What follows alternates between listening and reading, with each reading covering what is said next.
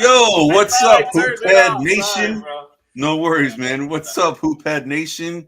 This is Eddie Aparicio, and this is my co-host, Anthony Tuan Corral, and we are the Cisco Kids, Yes. also known as Buzzer Beaters.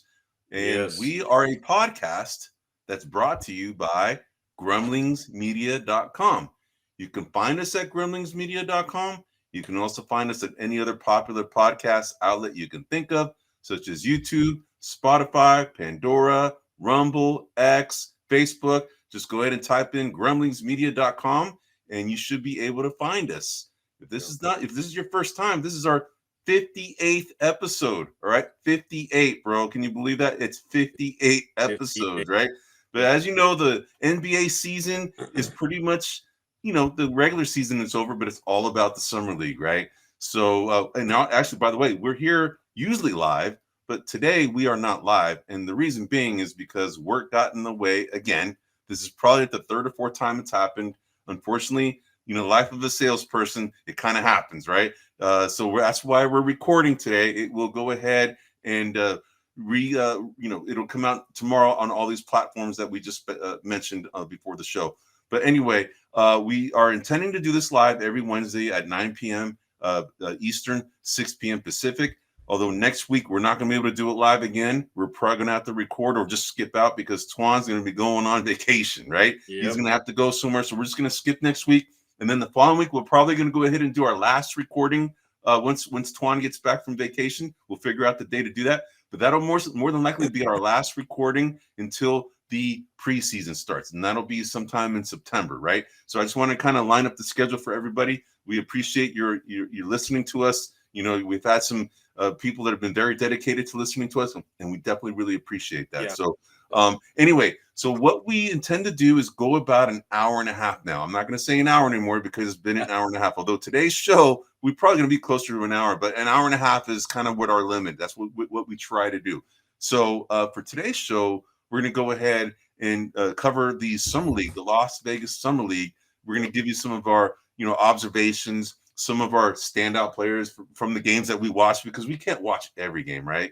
Bottom line, there's way too much TV to watch. We have families. We can't just do that. We have to work, right? But, for the games that we watched, maybe the games that we've seen in the past, bring out some players that we thought were really good and some guys that are very disappointments.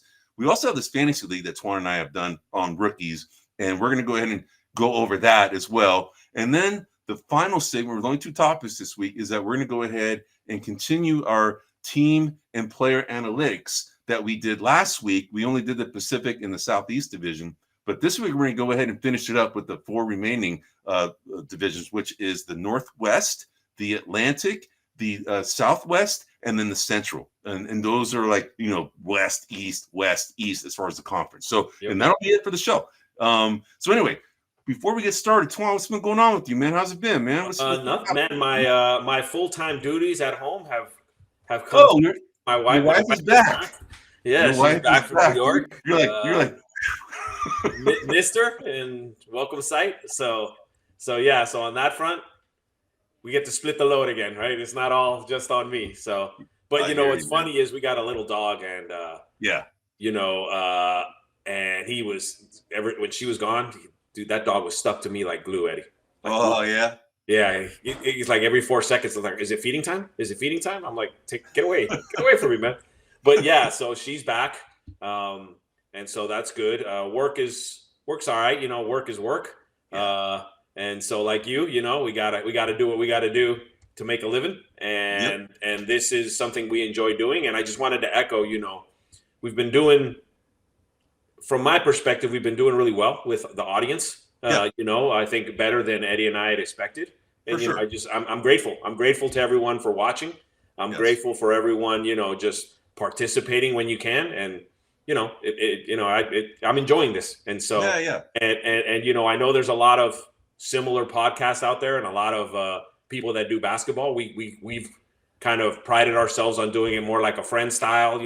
We throw some metrics up there, but we really try to keep it, kind of bar room, as it were. If you're at lunch or you're at dinner and you're just kind of talking about it at the table. So I've really enjoyed it. So I want to echo that sentiment because Twan and I, we've only been doing this honestly for 59 episodes, 58 episodes, right? I did a few episodes with William on Points on the Board.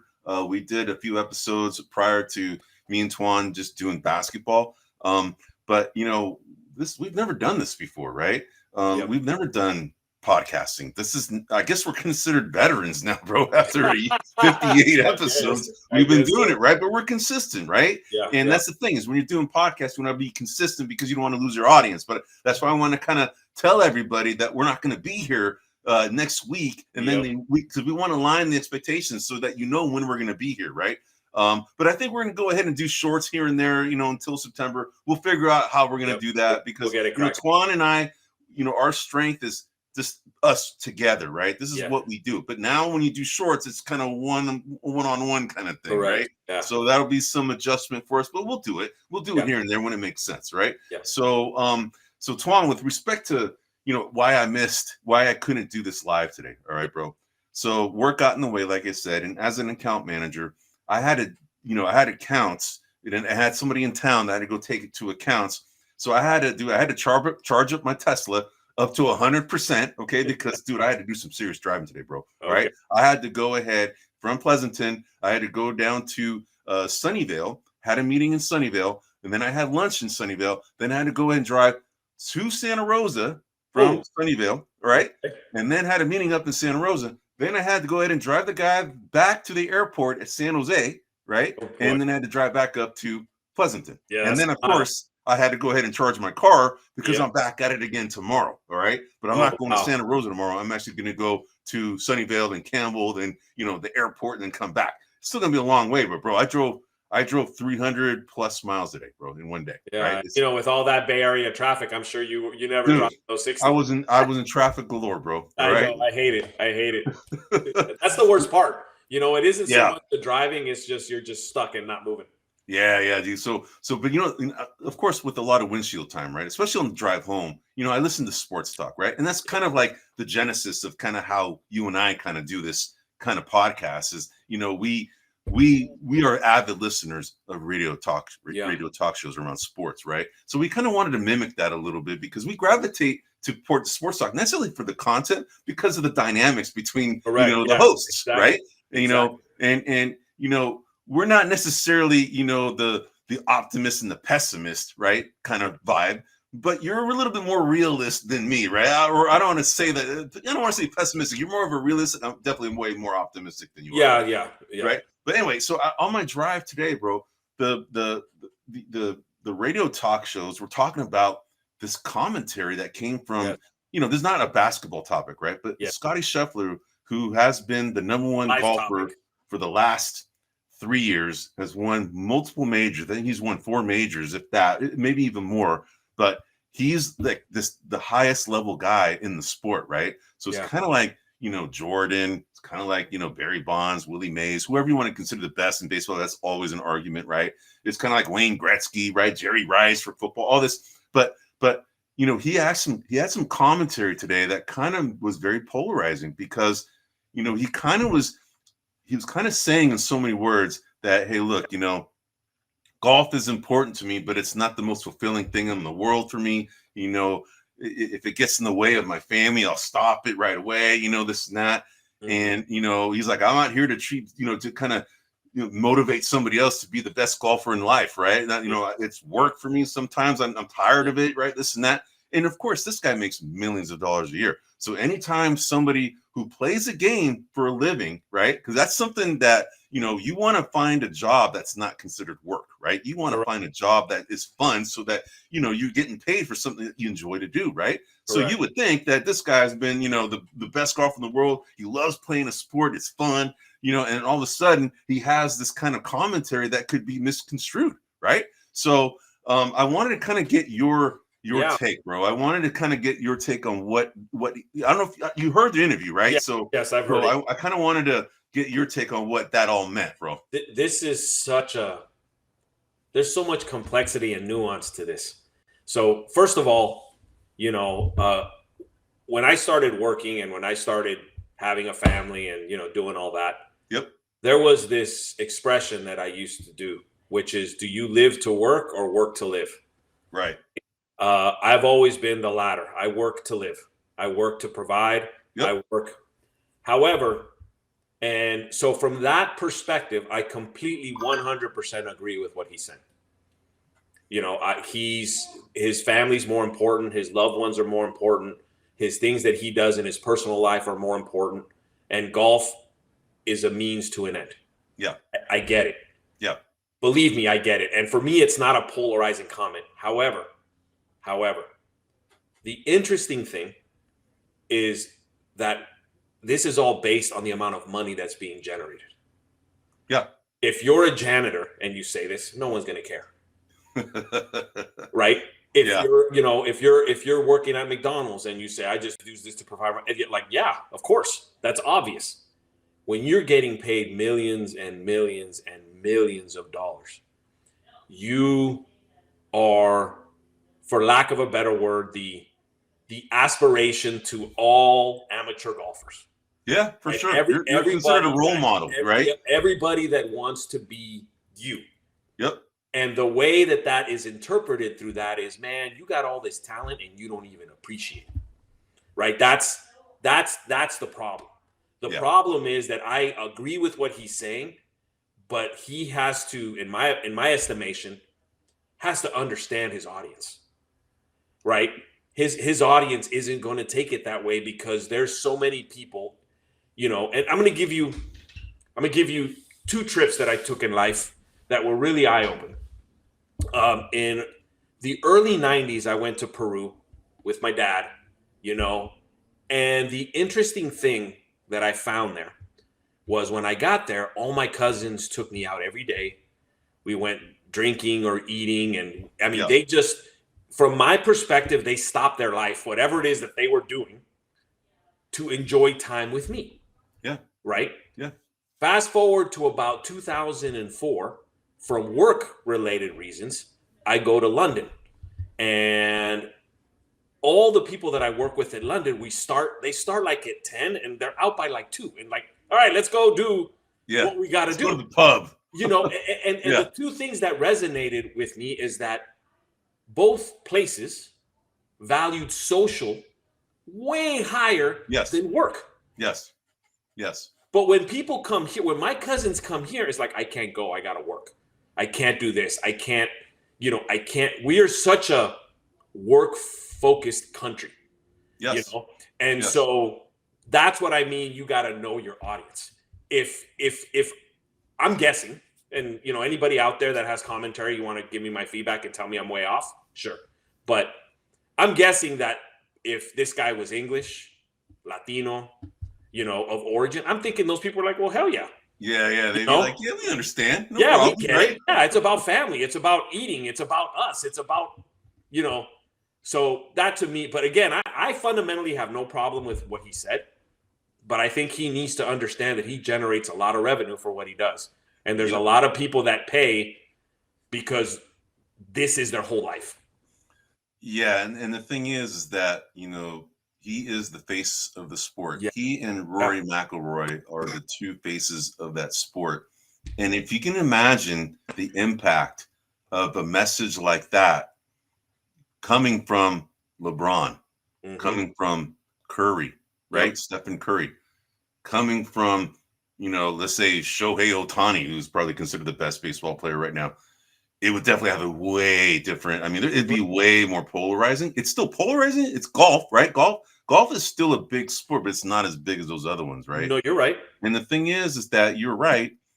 You have to take into account that those comments, you can't take it back, right? I think he had different. I agree with him, right? That's the problem. Yeah. I agree with. He had different intentions with that message. Yeah. I think what he was. So he just had a child about a year ago, bro. Yep. Right. Yep. And you and I, when we first had our child, dude, everybody that I know that is about to be a father, you know, I tell them, bro, it is the most life-changing event you will ever have in your life, bro. It will change your perspective on everything.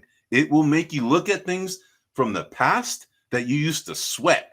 And you'd be like, what the hell am I sweating this for, bro? Right? Yep. And it's like, and I think that's kind of what's going on with him, bro. It's like, He's he's a new father. I'm sure he's an emotional guy, bro. All right. He's very stoic and he comes across very stoic, but he's deep inside is a very emotional guy. And I'm sure that shook him to the core when he saw, a being that now that's completely dependent on him, right?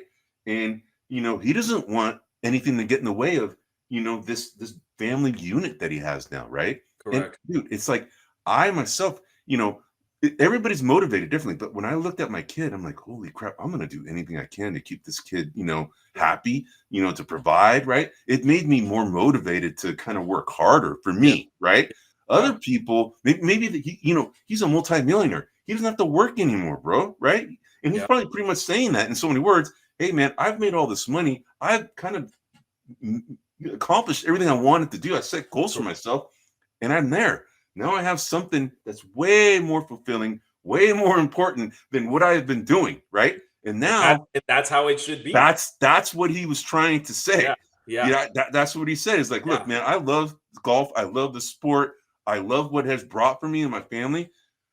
My priorities are a little different right now. It's not the most important thing in the world for me. I'm not saying it's not important anymore, but I have a family now. I have this kid I just had, and it's like, it's a big deal for me. And, I'm a sole provider for my family. But the moment I feel that golf is kind of becoming too much for me, that's probably when I have to probably stop and reconsider things and reevaluate, right?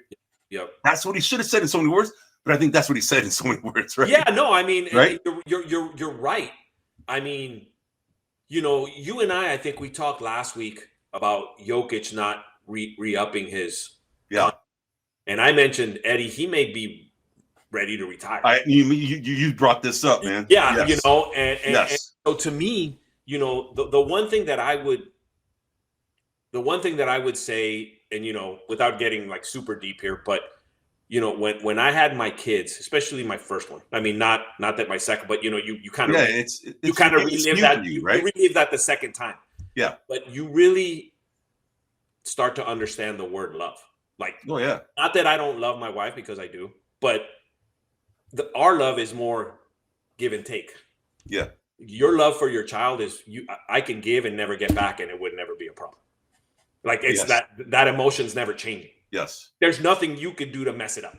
Yes. With my younger one, with my older one, you can't mess up that. And so that is in essence, I think, what he's feeling. And what he's saying is that if it sacrifices my time with my child or my impact with my child and my family, forget it. I'm out. Yeah. I'm out. But then you got all these people that invest, people that are investing in advertisement, people that are investing in tournaments, people that are investing in making clubs and sponsorships. And they're going, dude, shut up. Like, shut up. We don't want our audience realizing that this is just a game. And at the end of the day, it doesn't matter. Yeah. Because this pays for all of us, bro. You're like, stop it. Right. I can see them kind of saying that. Maybe they won't say it to him because they're going to look like greedy and industrial, kind of capitalists, as it were. But yeah, to me, I don't disagree. It's refreshing. He puts things in perspective. Yeah. But the truth is, if we all put things in perspective, none of you athletes would be making that much money. That's the truth. Yeah. Dude, it's interesting commentary. It's very polarizing. Us being the age that we are, we've lived it a little bit, right? Yeah. I think that if we were younger, we might react differently, bro. Right? If we weren't parents. If we weren't, kind of, realistic, we're within 10 years of retiring, right? Honestly, right? Yeah. Within that time frame, right? Yep. Both of us, right? If we're lucky. And your perspective is different when you're older, bro. You're a little bit more wiser, right?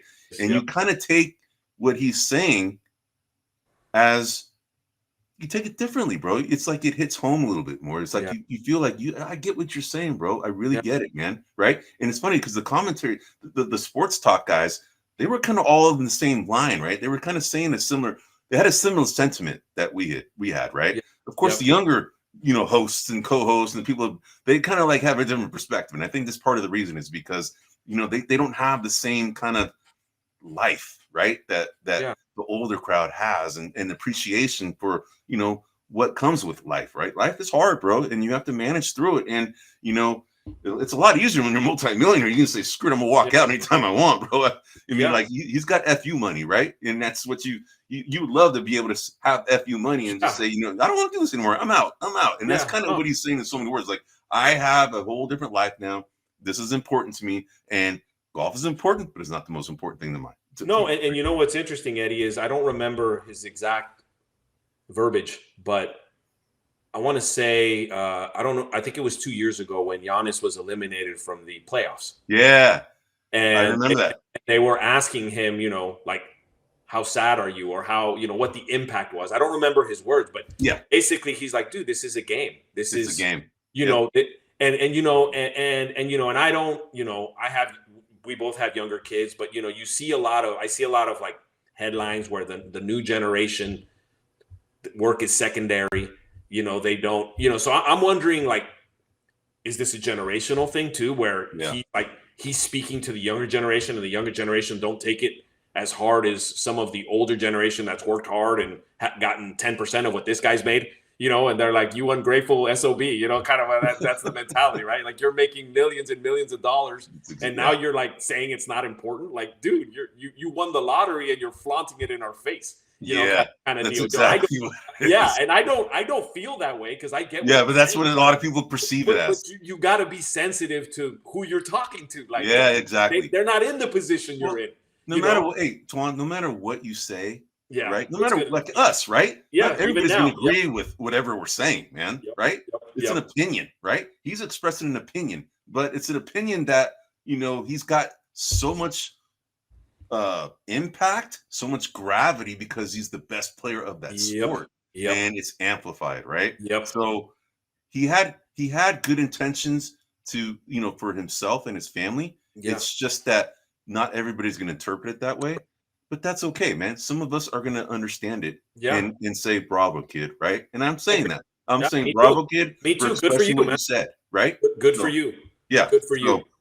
So anyway, bro. And I wish that I was in a profession where I could make so much money that I could walk away. And you have a platform to say that stuff and make an impact, right? I am jealous of his ability to do that. Well, hey, bro, we have a platform, but we're nowhere close, right? Correct, but I'm not walking. I'm not walking anywhere except to work. Right. That's where I'm walking. Speaking of the platform, bro, this is an NBA basketball podcast, right? I just wanted to get your opinion. I wanted to get your opinion on this commentary, and we expressed our opinion. A lot of you are not going to agree with it, but we're okay with that, right? So let's dovetail the most awkward segue into basketball, right? Basketball. So now what we're going to talk about first, as I mentioned, is the Las Vegas Summer League. Now, the Summer League took place in California as well, Salt Lake City, about a week and a half ago. We're now knee deep into Las Vegas Summer League, and that started on the 10th of July, on Thursday the 10th, and it started out with it's going to be Cooper Flag versus the Bronny James. That kind of got all the fanfare. So from there we went ahead and kind of looked at every game. And Tuan, you have some slides there. We can go ahead and post that. But what we've done here is we have every game here listed, and probably here we go. We have to figure out. By the way, did you notice that that big the buzzer beaters got small again. What was that? The buzzer beaters got small. Yeah, it made it smaller, so it wasn't so prominent. And we don't mind the branding, man, but it was kind of getting in the way of our content, right? Yeah. And it looks like right now this is kind of working out. So you can see I've listed, in the next two slides, actually, all the games that we like this one better, or no? The other one was better because it just shows, it's okay, man. We can make ourselves small for right now, bro. All right. So what we've done here, let me go ahead and put another ticker here, is we have went ahead and looked at every day for Summer League. And, what I did list on the bottom of each of these days is I kind of put the rookie MVP for each of those days, and as well as the overall MVP for each of those days. And what you'll notice here is the numbers that I'm listing here are all fantasy points. If this is your first time watching the show, we have been this is kind of our metric to kind of show how well a player has been doing, because I'm an avid FanDuel basketball player, right? And we're using the point system of fantasy to go ahead and kind of measure the efficiency of a player for his playing time on the court, as well as how many points he accumulates. And it's kind of like, rather than showing all the stats, it's the best way to kind of just represent that all of those stats into one number. And that's what that number on the bottom tells you. It's the fantasy points, which is points, rebounds, assists, steals, blocks, turnovers, right? And there's this point system that I have for that, which I've explained multiple times on this podcast. So this is the first time you can kind of go back and listen to it. But here's what you have. Joan or however you say his name, Behringer, out of the he's actually been the best player so far for the first day. He had 46.1 points, and then bro, from last year's rookie league, Jalen Tyson, he was on my rookie team last year, and he plays for the Cavaliers, 47.8 points. That's legit, bro, right? I mean, that's really good. But I just wanted to kind of show everybody what they're seeing here on each of the slides. And bro, I can see that the pictures. Maybe you can go back to the other one, because then it's kind of hiding some of the other numbers. Maybe the other layout, bro. Maybe put us. Yeah, that's better, bro. You can see it. Yeah, that's a good one. All right, bro. So, but you can see on Friday, July 11th, the MVP was Liam McNeely of the Hornets, 42.4 points. Okay, Con Canupu, who's on my team, didn't really show up that day, right? But look at your team. Look on the bottom. The overall MVP for Friday was Reed Shepherd, who was on your fantasy team last year, right? I mean, this is probably a good year for him this year to kind of emerge, man, because, he's probably going to get some playing time now, right? Because of some of the moves that the Rockets have done. But anyway, so then in the third day, you have Brooks Barnheiser of the Thunder being the best for that day with 47 points. And then you have this other guy, Tomlin. I don't even know who this guy is, but he had 50.6 points. So I just want to kind of lay it out for you. But for all the games that you've watched, bro, let me ask you this. Who are some of the players that have stood out? Oh, but before you even get to that, there's a ticker on the bottom. What I'm showing here is the rankings right now of all of the summer league games that have taken place up to yesterday's game, because there are games going on today. We couldn't go ahead and record all that to put it in here, but I was only able to go ahead and show for the top 40 here, right? And again, the numbers that you see here are fantasy points. Okay. So you can see that Johnny Broom, who's on my team, bro, he is the number one fantasy points for the entire summer league right now. Will Richard being number 2 of the Warriors. So you can kind of see how it keeps going, right? That's what I want to point out. But anyway, from what you have seen, who are some of the guys that have stood out for you? Who are some of the guys that have been disappointments? Anybody that stands out, anything like that? So right off the bat, the first guy who's impressed me quite a bit, and maybe his fantasy points don't reflect that. I haven't seen his name here yet, but it's the Chinese center. Oh yeah, so it's a Hansen. Yeah, Yang. right there he is. Hansen Yang. Hansen Yang. And by the way, real quick, just since you brought it up, before you go into him, his name is Hansen Yang, but he's being regarded as Yang Hansen, right? Which is interesting because I have a friend of mine who's Chinese and told me that Yao Ming, his real name, his first name is Ming. It's not Yao. So they always put it in reverse. Correct. So that's why it's Hansen Yang, but yet his the last name on his back is showing Yang, but they're calling him Nelson Yang when it's actually really Yang Nelson. That should be Nelson Yang is his real name, but they refer to him as Yang Nelson. Hansen. Yeah, Hansen. Thank you. So anyway, bro, you brought him up. Go for it, bro. So, dude, his passing ability, is really good. His calmness on the court. I mean, his vertical's limited. He's not a over the rim type guy. I mean, he's a tall guy, but I've really been kind of excited about him. Oh yeah, the guy looks good, man. Yeah, and you already jotted Liam McNeely here, which has been doing really well. Yep. Jace Richardson is another one who's been playing. He has played well, and considering the small size, he's played well. I agree with you, bro. Correct. And another guy that I've been looking at is hold on here. Let me bring him up. Well, you brought him up over the weekend, and I rewatched the game. Is Carter Bryant? His defense is ridiculous, dude. Oh boy, like he's a monster. He is a monster, dude. He is a monster. He is a monster. Yeah, so watching him has been. I don't know what San Antonio's got too many people now. Like they're gonna have a lot to figure out in terms of who's playing, who's not. Yeah. One thing, and I guess this is a good time to bring it in. Man, the NBA is pissing me off, Eddie. Why? They keep sitting all the players. Yeah. I mean, Dude, come on, especially you have like our fantasy league, right? He's like, why are you sitting there?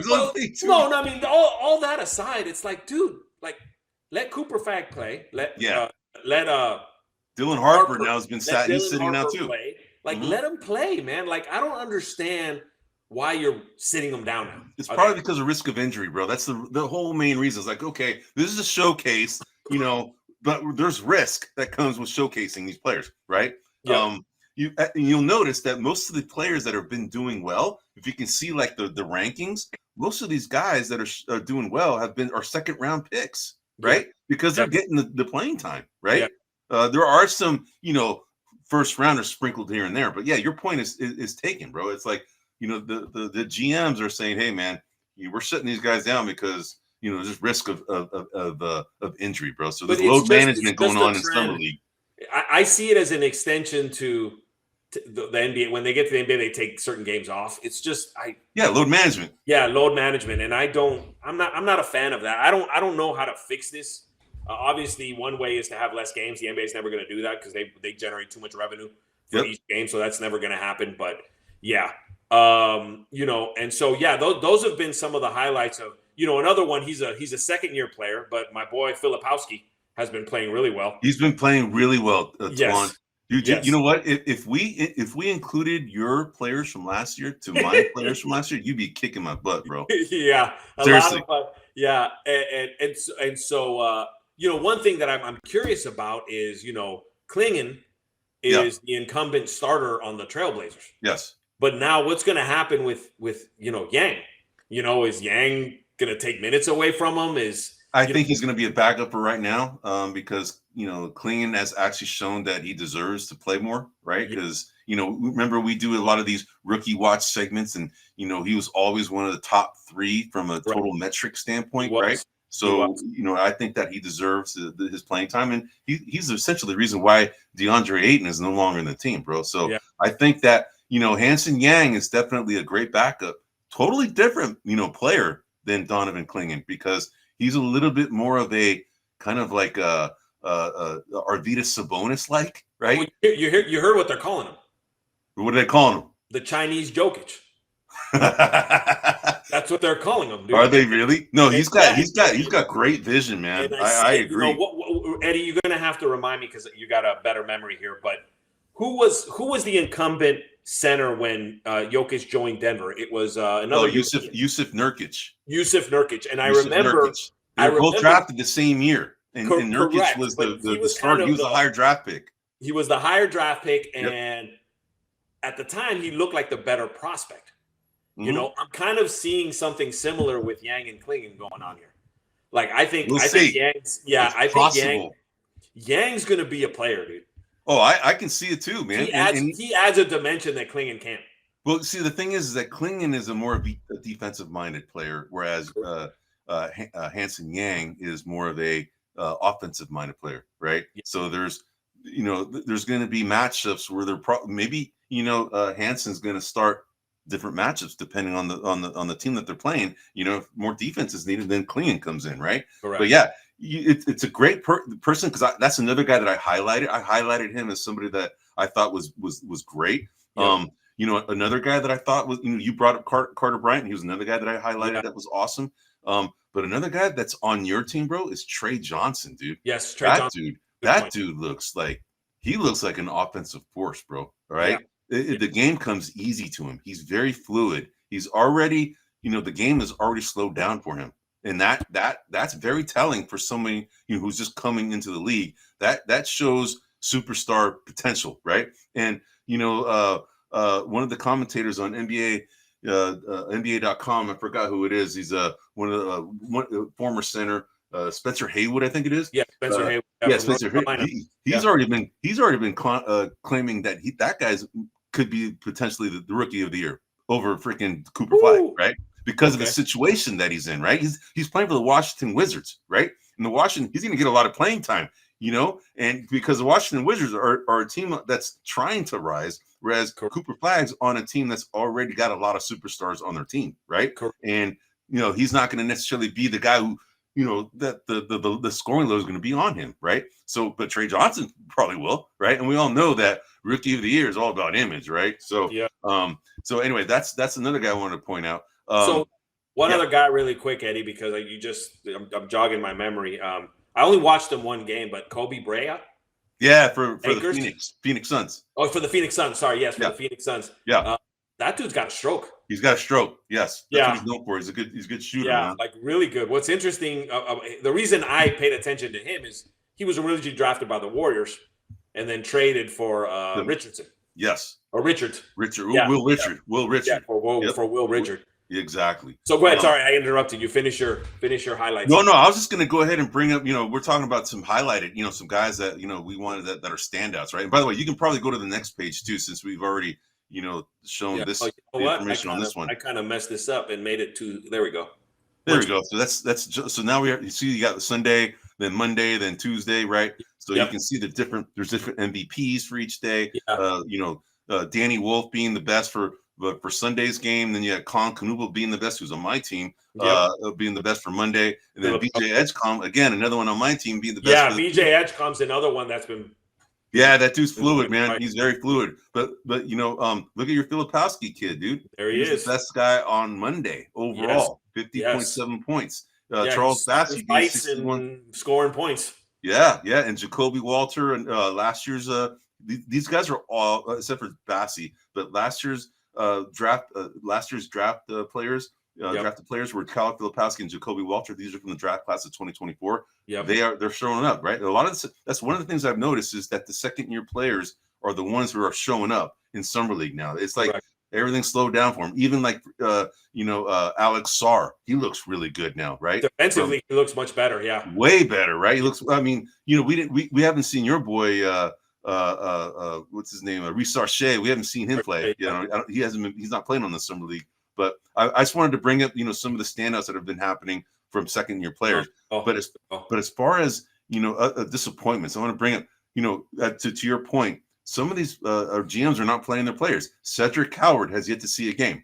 Thomas Sorber of the Thunder has yet to see a game as of yesterday, and then Drake Powell, another one who is yet to see a game. So. Rasheer Fleming got his first game last week or yesterday or a couple of days ago. Javon Small, Adu Thiero, all these guys have not played a game. Yeah, Thiero's been hurt. I know they haven't played him because they said he's hurt. Right. Yeah, but those are the disappointments that I want to go ahead. I agree. This is an opportunity for them to highlight who they are, get some reps in, see what they look like against kind of their level of competition at this point. And so I agree. I wish they would play. I wish Flagg would play more games. I wish Harper would play more games. I wish, Ace Bailey, he's been here and there. He hasn't really, he made a big stink about who he wouldn't work out for anybody. And so he's had some good nights, but clearly hasn't made a rookie or a MVP on any of your lists. So he hasn't been the best player out there as of yet. Right. So, but anyway, this is what we're going to go ahead and cover for the next show. We're not going to do it next week. We're going to do it the week after. We're going to finish because the summer league will end by this Sunday, right? And then we're going to be off next week, but then we're going to go ahead and summarize all of this for the entire summer league so that you can kind of see, where your players that you've been following, where they rank once the whole summer league is over, right? And I'll do the same thing for all the rest of the games, showing the MVPs, for each of for the rookie class as well as overall MVP. Dude, I love the number stuff. I geek out on this stuff, bro. So that's, I'm the numbers guy, right? So I have no problem doing this. It's fun for me. But anyway, that's, any other topics before we go ahead and go on to the next? So I did want to. It kind of went low key, and I meant to talk to you about it. Bleacher Report came up with their top 100 players. Oh, for this class? Yeah, no, for the top 100 in the NBA. Oh, okay. I sent you a link. You must have missed it, but I missed it. So Curry was 10th. Oh, I did see that. I remember that. And then Kobe was like 12th or 13th, or I don't know if he was. I don't remember, but he wasn't in the top 10. Interesting. Okay? Interesting. And there's like upheaval, and and I thought would be really cool is we can do another exercise, right? Compare, because I think that again our list would look significantly different. Oh yeah, the PGI. Yes, versus, our PGI. Bleacher reports. Compared against the top 100, I thought that would be. Oh yeah, we could do that. We could do that because we did it against the ESPN's top 100. We did. We can do it against Bleacher Report's top 100 and see the compare and contrast. What's interesting is for those that you can go back and see the show, but LeBron was number 2, and on ours, I believe LeBron was 4th. Yeah, he was 4th. Ours, right? He was behind Wilt, Jordan. It was Jordan, Wilt, Kareem, LeBron. Oh no, he was 5th because it was Kareem. To me, it was Jordan, Wilt, Kareem, Russell, LeBron. Yes. So he was 5. Correct. And for those that think we're trying to favor, I think Curry, we had him at what, like 15th? He was, I think, right around there. And James Harden was slightly above him. Correct. Yes. So I found that all fascinating. I was looking at the list and all I could think about was our PGI index. And I'm going, dude, like, if you guys are all worked up, like, imagine if our thing went national, they're going to go, what you mean LeBron's 5th? Exactly, bro. Yeah, exactly, man. Well, so hopefully you guys enjoy kind of this, analysis that we do.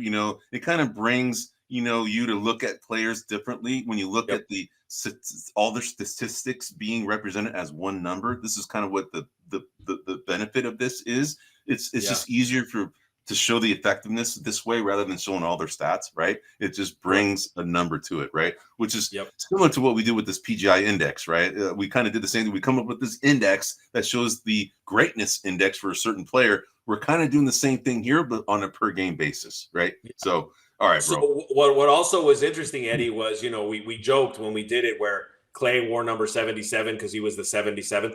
He was like, I think either 100 or 90. He was way back there. On Bleacher Reports. Yes, on Bleacher Reports. He was like one of the first guys to pop up, Wow. And so again, just fascinating. I don't know if we've done Klay Thompson's metrics. We only matched ESPN. We did. Yeah. We did. I do have Klay Thompson's numbers, but right now I can probably pull it up here. Let me see if I have it. But all good if you don't. I thought that was kind of fun.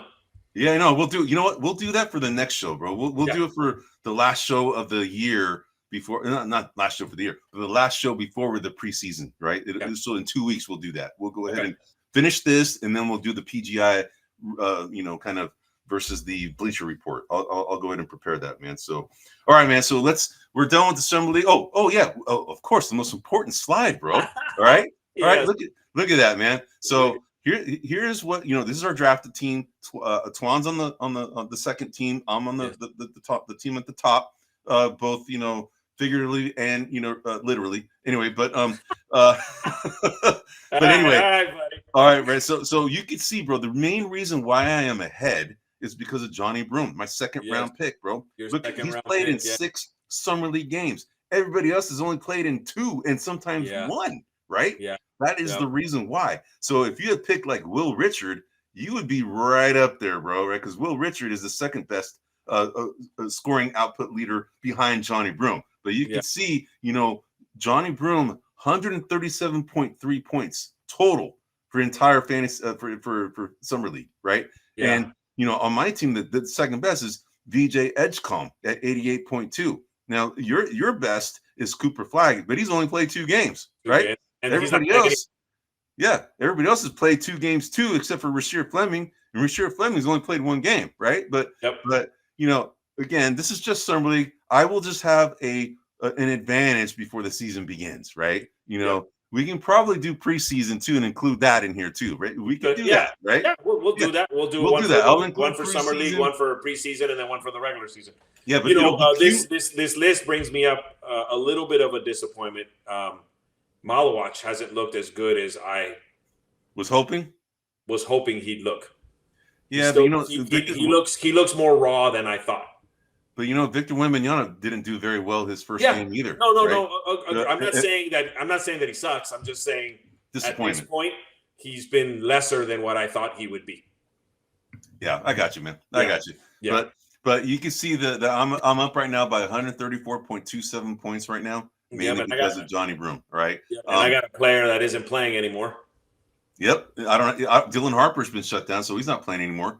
So Cooper Flag's not playing anymore. But Bailey isn't playing anymore, right? Bailey isn't playing anymore. So, I mean, and this is the last week. So I'm gonna add the preseason to the summer league, and then whatever that number comes out to be, that's gonna be what it is for the beginning of the regular season, right? Okay. So Gotcha. we're gonna do it for the entire season, bro. All right. All right, brother. So let's go on to the last segment. So we're gonna go ahead and continue our analysis of each of the teams and from each of the divisions of the NBA from both a team and player analytics standpoint. Now, here you can see the Oklahoma City Thunder. Dude, look at the freaking net rating for every player on that freaking squad. It's all just double digits. Dude, I'm not going to – I mean, you'll notice it. I had, I believe, 2 teams where all they had was negative. Yes, there's I mean, Washington Wizards was one of them. Charlotte Hornets was another one. I mean, there's a reason, right? But what I wanted to show here is you can see that the team offensive rating, they were third, right? That's what the 3 in the parentheses with the 120.33 offensive rating at the top of the screen shows. Defensive rating, they're number 1. Net rating, they're number 1, which is a record, right? It's 1 point better than what Boston Celtics had done the year before that. But what I wanted to show here, so that just to remind everybody, that you're going to see a parentheses next to the player, and Shai Gilgeous-Alexander at 122.4 as his offensive rating. That's 122.4 points per 100 possessions is what on average he does, and that's best. That's 11th best in the NBA. That's what that tells you. That 11 right there, right? Yep. Then you go to the defensive rating. Alex Caruso was the best at 102.5, and he's 48th best in the NBA. And then you go to Jalen Williams, who's the best net rating, and that's best for 13th in the entire NBA.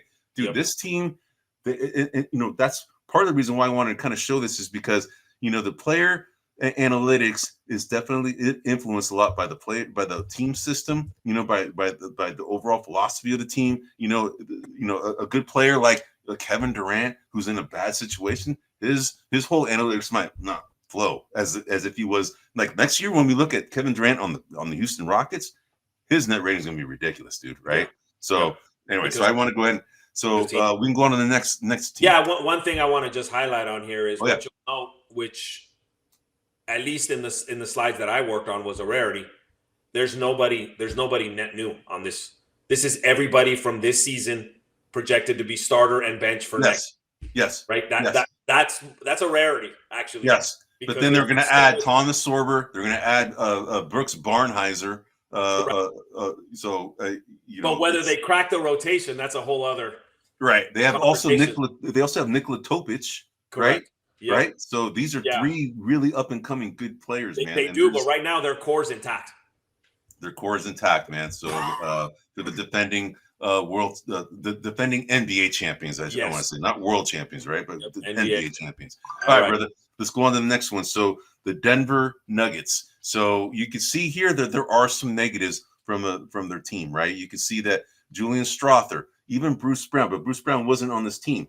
This is just what he is looking like when he was on the Raptors, or not the Raptors. He was on the Pelicans. So you can see the Pelicans were one of the worst teams last year because of all of the injuries. But Bruce Brown is the worst one on the team here from a net negative standpoint. And by the way, I didn't put I put the best for the net rating.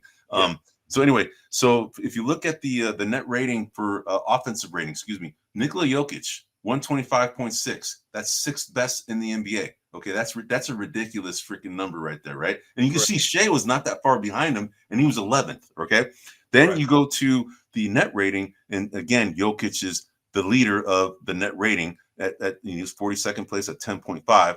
Then you go down to the defensive rating, and Jalen Pickett, who's not very used that much, he's at 109.7. That's 214th place. He's the only one on the bench that had a net rating that was positive. That's very interesting. Peyton Watson, who's probably widely considered one of their better bench players outside of Russell Westbrook, he had a net rating that was essentially 0 because he defended and scored about the same, right? So that's essentially what that shows. But now they've added Jonas Valanciunas, who I think is going to be a great fit for this team, man. I agree, but you've heard the rumors, right? He got offered a contract to play. Yes. They expect him to show up. So I don't know if that's been resolved yet, but there is a possibility he won't play.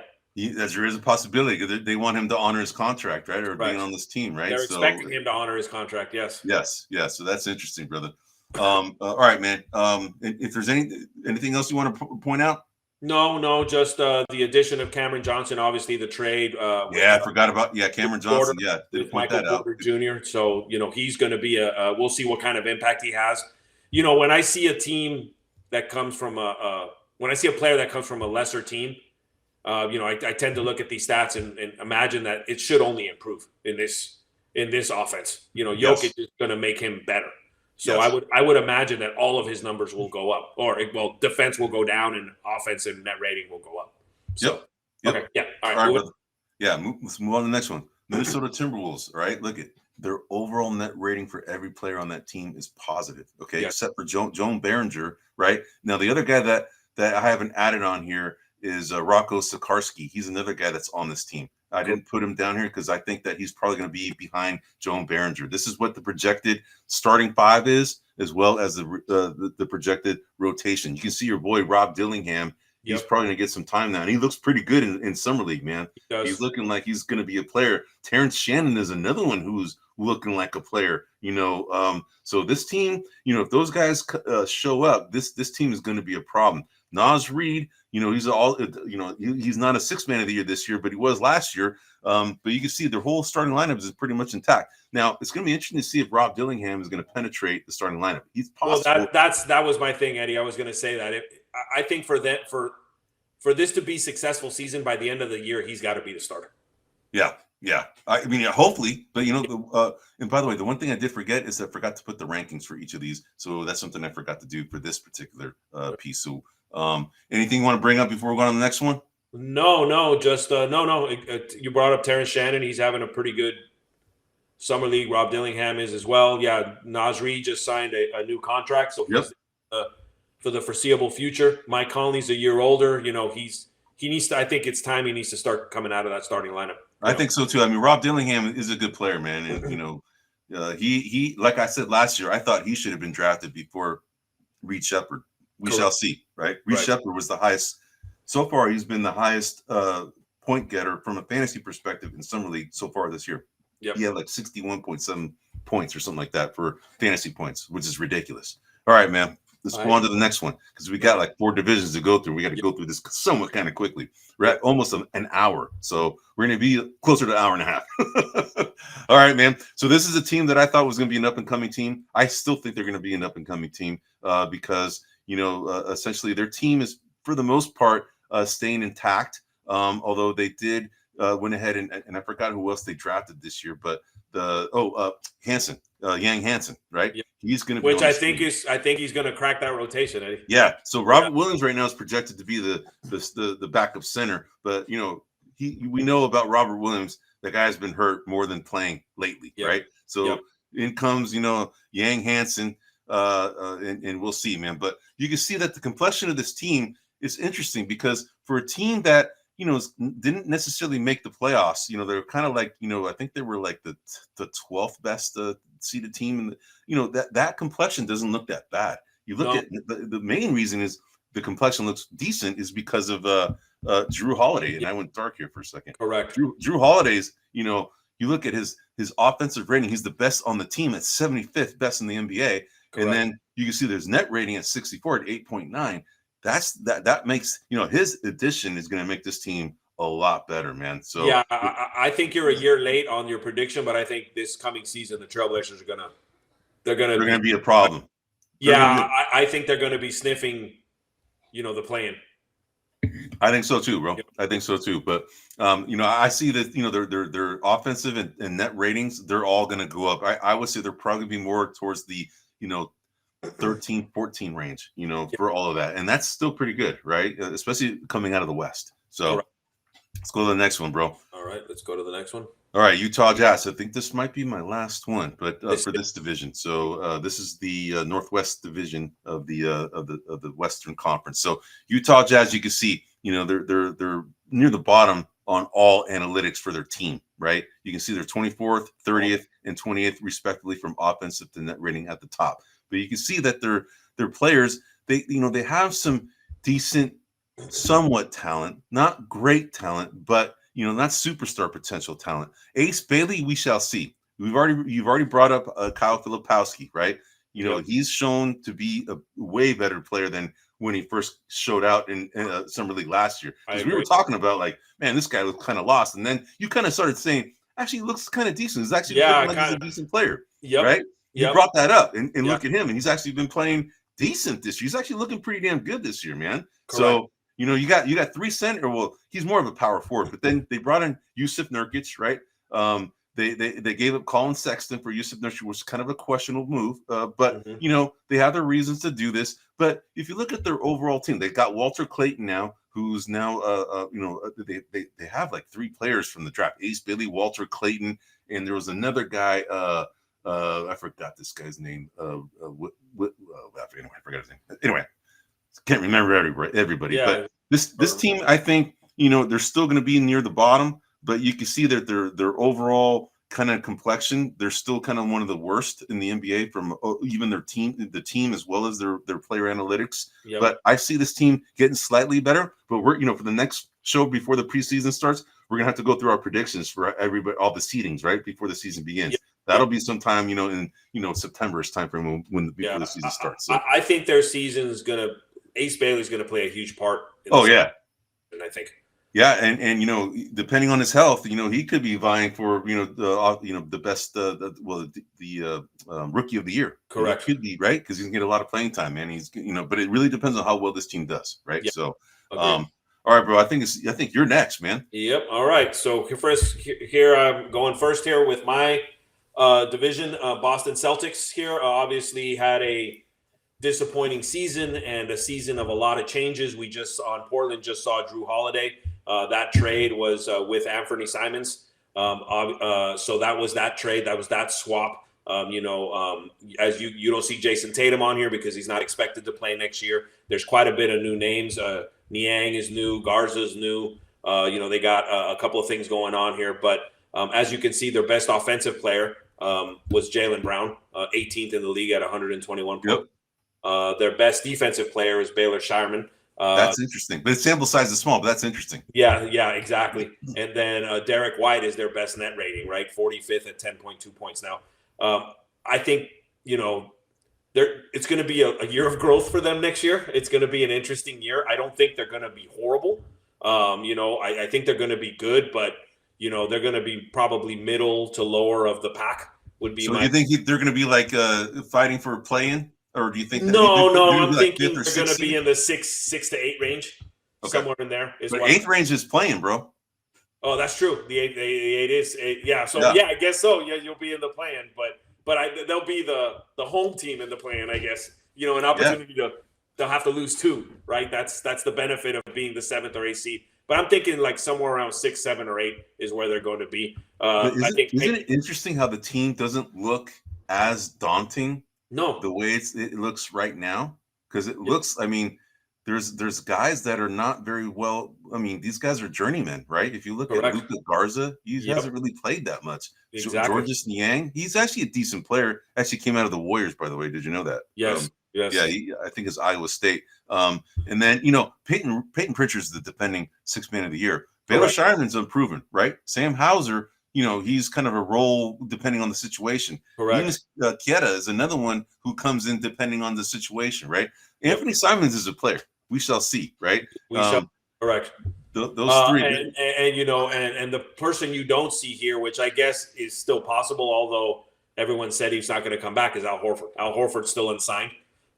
He's a free agent, so he's not in here. I guess that he could come back. I guess that's a possibility, but as of right now, he's either going to retire from what I'm hearing or he's going to be a Warrior. That's the 2 options that I've heard, but you never know. Yep. All right, moving on to the New York Knicks, a team that I think has a prime opportunity to go back exactly where they left off and potentially go to the NBA Finals next year. Not a big change, so no changes in their starting 5. Jalen Brunson. Oh, did I not? Okay, yeah, I did. So Jalen Brunson, Bridges, Hart, OG Anunoby, and Karl Anthony Towns, all starters from last year. They do have a new coach. Karl Anthony Towns was the most prolific offensive player on there, 119.4 points per game, but that made him rank 39th. Mitchell Robinson, who is a key bench player and at times a starter, at least towards the playoffs last year, he was in the rotation as a starter. He's at 108.2 defensively, ranked 144th. And then Miles McBride had the best net rating on the team at 7.1, 81st. One of the key differences that I think is going to be for the New York Knicks is the acquisition of Jordan Clarkson.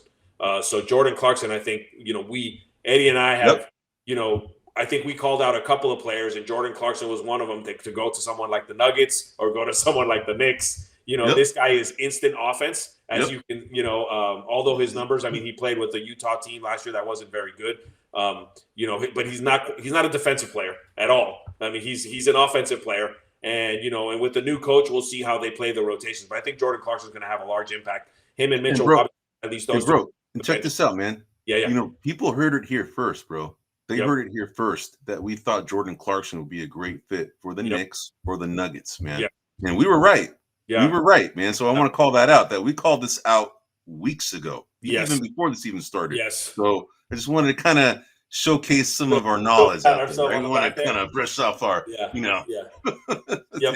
And as you can tell, for the Knicks, the starters are all in the positive net rating. The rotation is a little, little mixed. But I think Jordan Clarkson is going to have a positive net rating, I think, going into the year. Mitchell Robinson, like I said, he had a positive net rating. He's good. And then Miles McBride. So, all right. Any questions on the Knicks here, Eddie?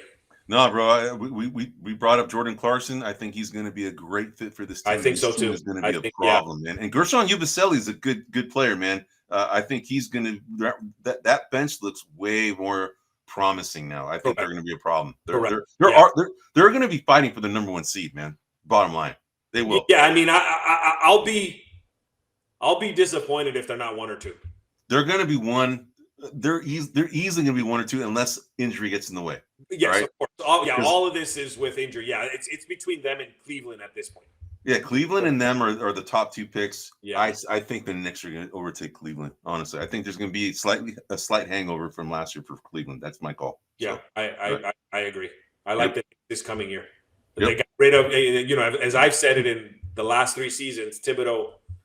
He's a good coach, but he wears them thin, and that's been my concern. And as long as the new coach doesn't follow that same formula, I think the Knicks are in a much better position to go farther. Yep. All right. Next, we have the Toronto Raptors. Speaking of an all-negative net rating, here's one of them. So as an overall net rating as a team, they were minus 4.1, which ranked them 24th, which is the lower quarter of the league. A couple of different changes coming into the season. Brandon Ingram obviously is a new acquisition. So Jacob Poeltl, I think he just re-signed a new contract, if I'm not mistaken. So that's pretty good. In terms of offensive, Jacob Poeltl was their best offensive player, which, as you can tell from an offensive rating perspective, isn't very high. He's the best, and he's ranked 251st. Yeah. Crazy, man. Isn't that crazy? Yeah, that's kind of scary.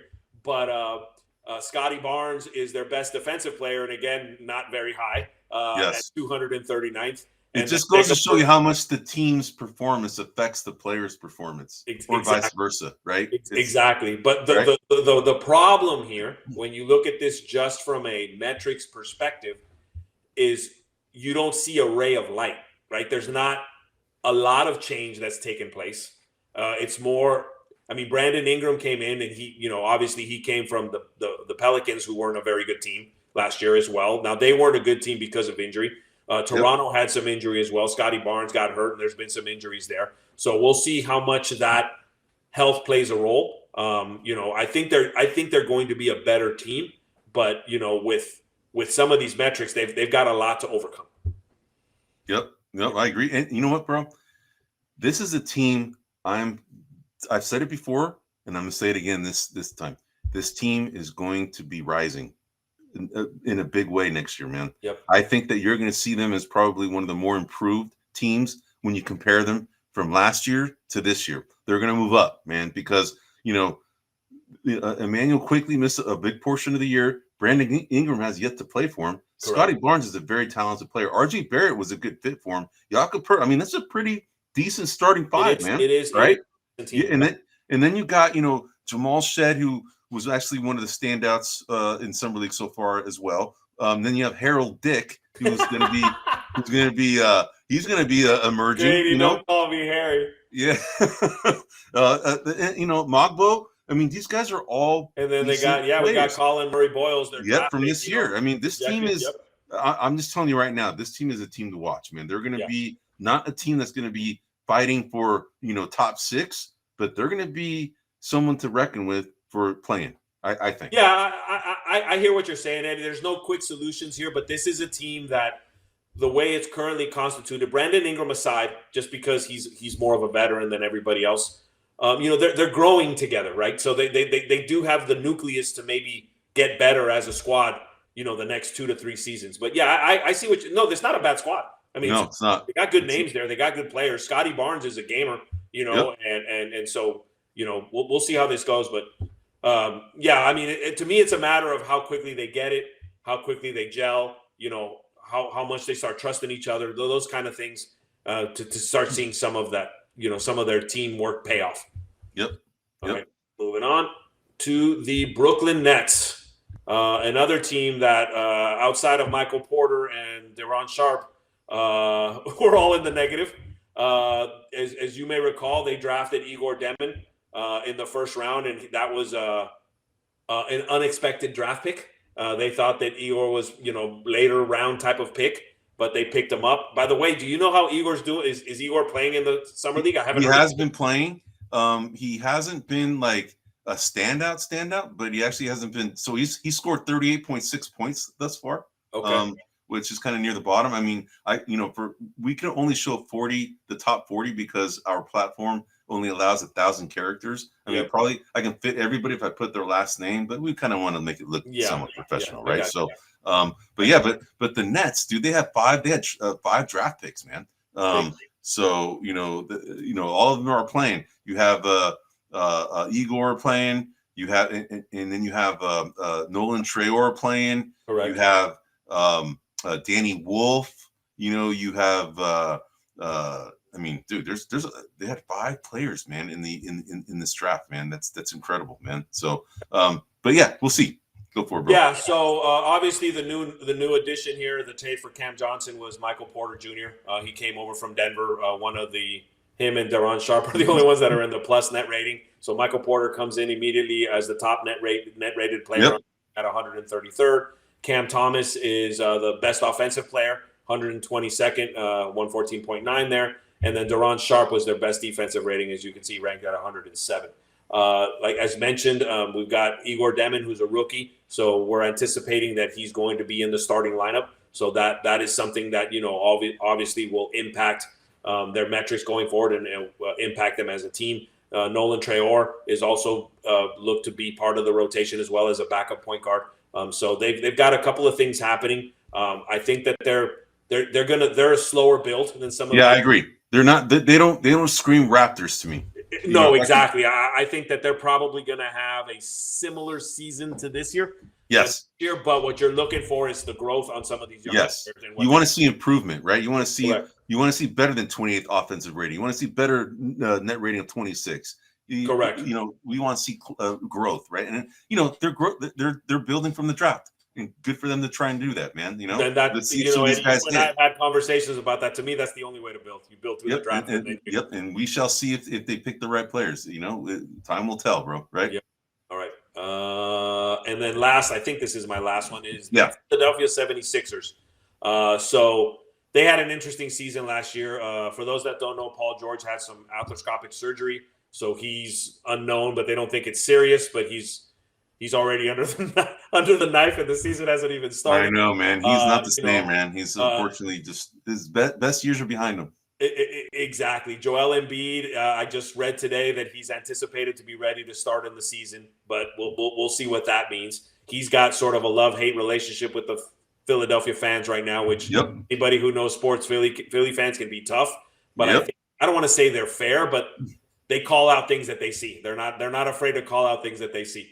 VJ Edgecombe, who's been having a very good summer league. We've got him predicted as the starting forward going in. Jared McCain is the backup point guard who had a nice season last year before he got hurt. Tyrese Maxey is the star on this team. Quentin Grimes is another one who's been playing better. For sure. He had a standout year last year, man. Exactly. So I think that they are, I hate to put put it this way, but they need to figure out what they're going to do with Paul George and Joel Embiid before they can really start growing.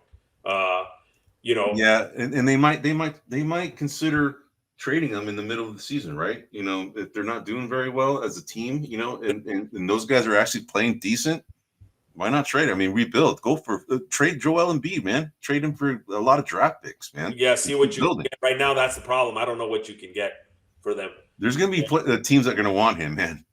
Well, there are. I think it depends on teams that are chasing a championship. May do it, but we'll see. In terms of the breakdown, Tyrese Maxey's the highest rated offensive player on this team, ranked 155th.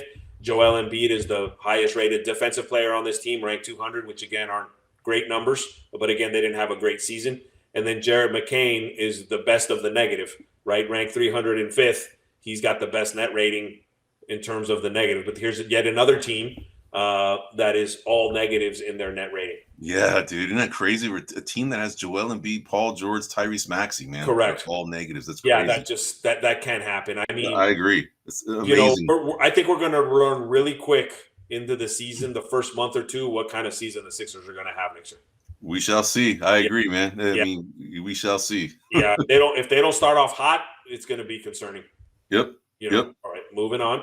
All right. All right. So this is and now we're going into the Southwest Division of the Western Conference. So the next 5 slides will be me, and then Tuan will end it with the Central Division. All right. So the Houston Rockets. This team went ahead and made the biggest offseason transaction in bringing on Kevin Durant, and you can see Kevin Durant is the lowest as far as net rating on the team for their starting lineup, but that's because he brought in, the team metrics from the Phoenix Suns onto this squad, that is just all positive except for Reed Shepherd because, it's a small sample size. Maybe that's the reason why he didn't play that much. I don't know, bro, but he's the only lone negative before Kevin Durant's arrival on this team, man. But, this team is formidable. They are going to be a problem in the West, and they were the number 2 seed last season. They're going to be fighting for the number 1 seed for sure this season. It's going to be between them and the Oklahoma City Thunder. We shall see how hungry Oklahoma City Thunder are for this season, but this team is young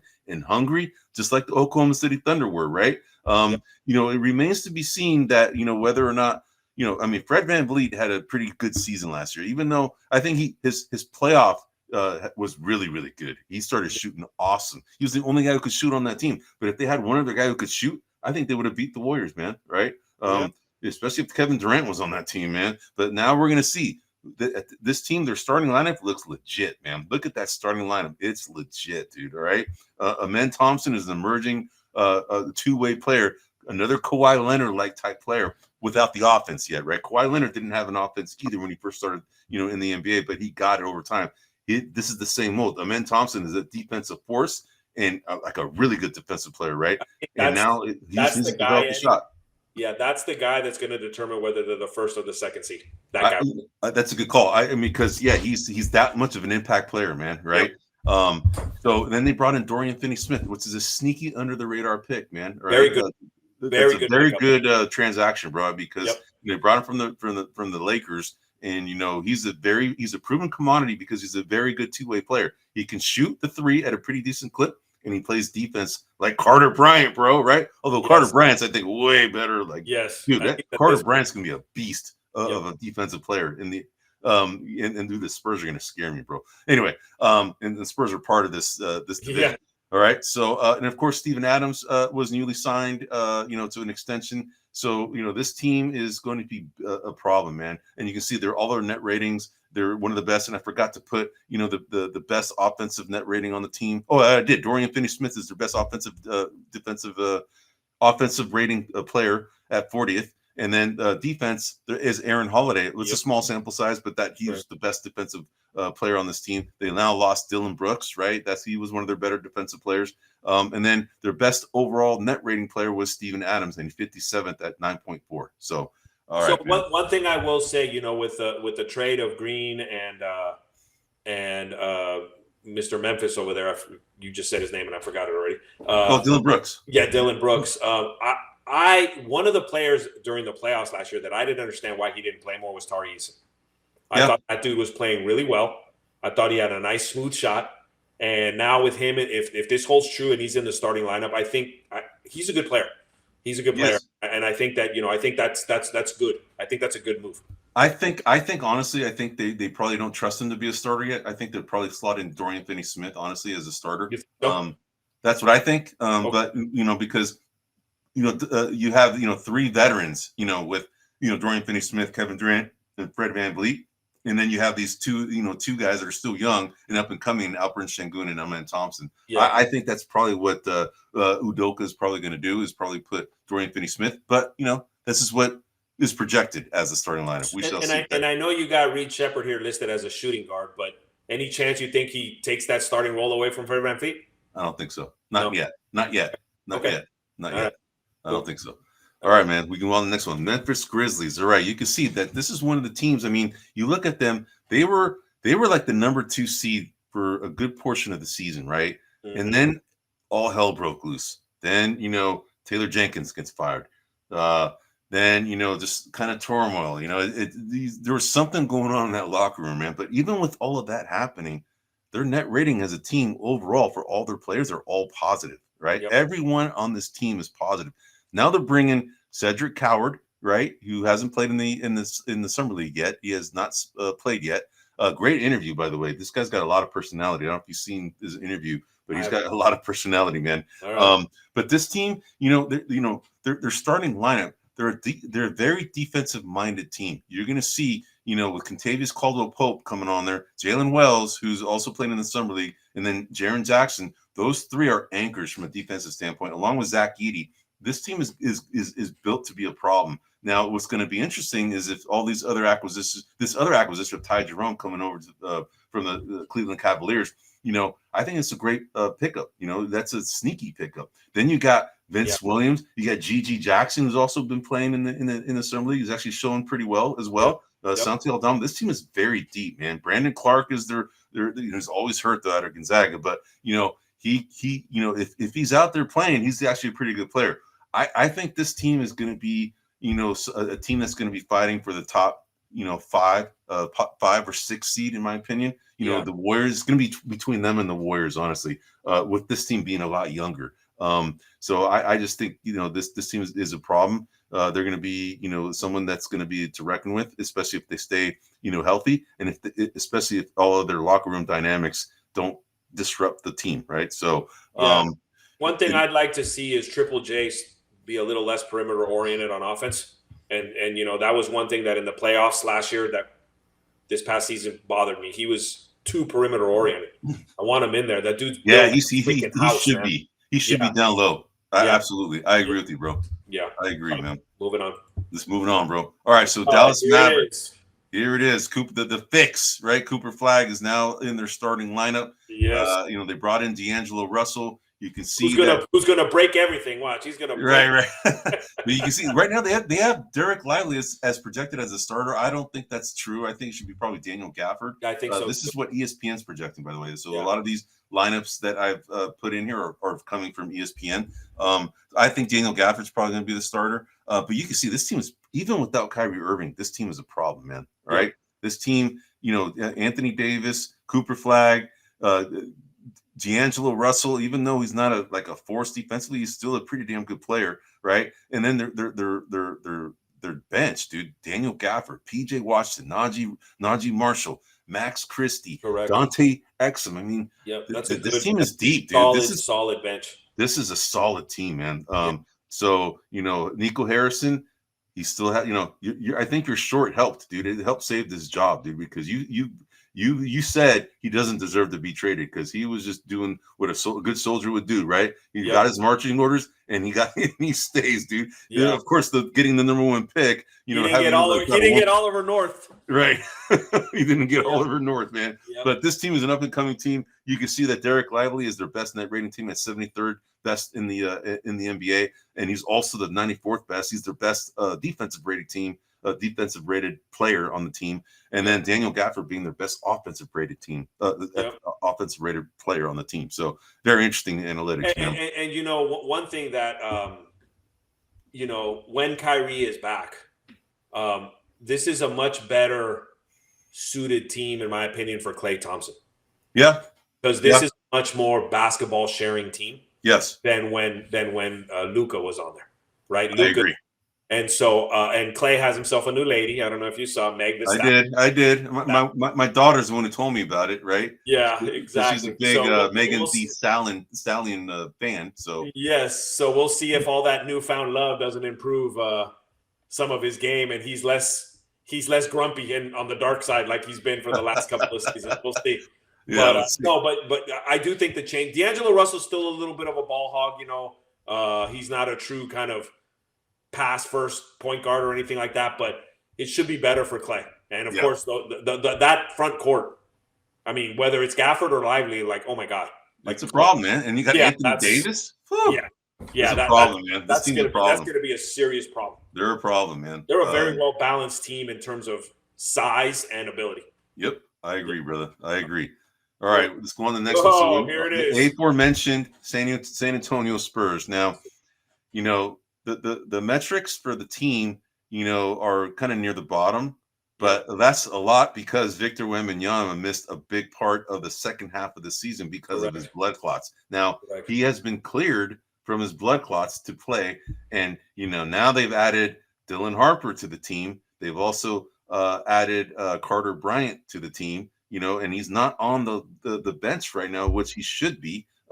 He was listed behind some of these guys. I don't know. Based on what I saw in the summer league, dude, that defense travels. Defense gets you on the floor. I think this guy is going to penetrate the rotation immediately, bro. That's my call. All right, Carter Bryant is a problem. All right, so you can see that, you know, as far as offensive rating, you have Luke Cornett, the newly acquired Luke Cornett from the Boston Celtics, right? This team, if you look at their overall team with Carter Bryant in there, this team is up and coming, bro. I agree. Big time, okay? I agree. They are up and coming. I mean, you have Stephon Castle coming off the bench. You have, you know, Dylan Harper, who's newly acquired. You have De'Aaron Fox as their point guard. You have Victor Wembanyama as their center. Harrison Barnes is, you know, he's a proven guy, and Devin Vassell, he's also a proven decent player, right? Yep. This team is they're going to be on the rise. They're going to be, I think, fighting for the 7th or 8th seed, in my opinion, man. So I think they have the potential to go higher, and all you need to hear is they've got Stephon Castle, the rookie of the year, coming off the bench.